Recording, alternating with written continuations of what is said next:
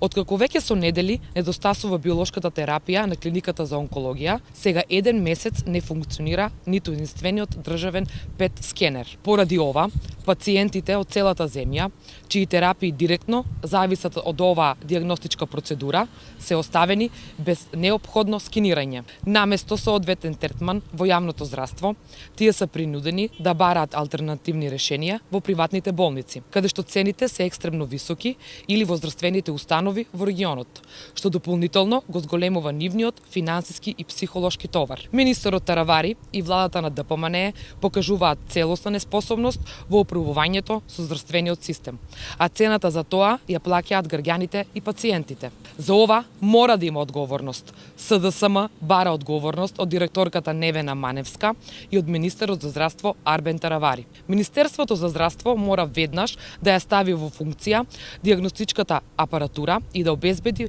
континуирано снабдување со неопходни терапии. Граѓаните не смеат да бидат жртви на неспособноста и негрижата на оваа власт.